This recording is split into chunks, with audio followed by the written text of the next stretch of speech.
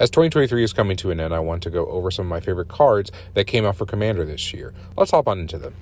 Mercurial Spelldancers. For 1 colorless and a blue, a 2/1 Phyrexian Rogue that reads it can't be blocked, and it reads whenever you cast a non-creature spell, put an oil counter on Mercurial Spelldancer.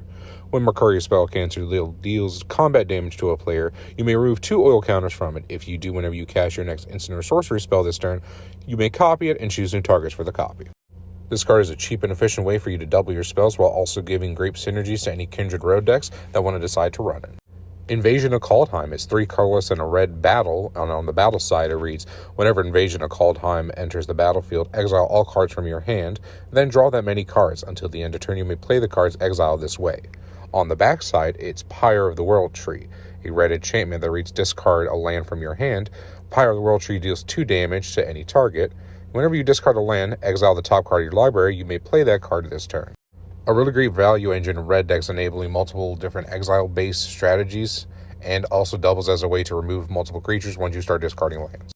Sir Ginger, the Meal Ender, is a 2 colorless legendary artifact creature food knight that reads, Sir Ginger, the Meal Ender has trample, hexproof, and haste, as long as an opponent controls a planeswalker. Also reads, whenever another artifact you control is put into the graveyard from the battlefield, put a +1/+1 counter on Sir Ginger and scry 1. And it has pay 2 and tap sacrifice Sir Ginger. You gain life equal to its power. Sir Ginger is one of my favorite cards that was previewed this year, strictly because it gives us another option for colorless-based commander decks, and it has a whole lot of synergies with food and treasure, along with more synergies coming with all the clues that we're going to be seeing in Murders at Karlov Manor. I just think this card's real sweet.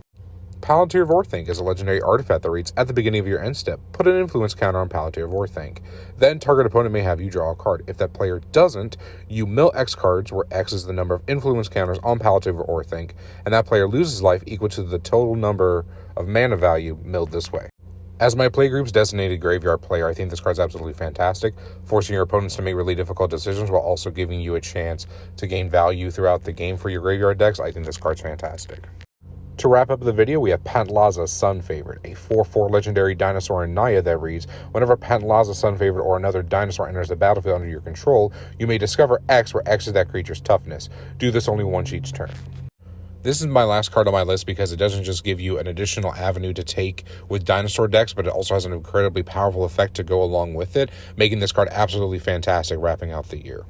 What was y'all's favorite card that we saw in 2023? What are you looking forward to in 2024? Let me know down in the comments below. Like and subscribe, and thank you for watching.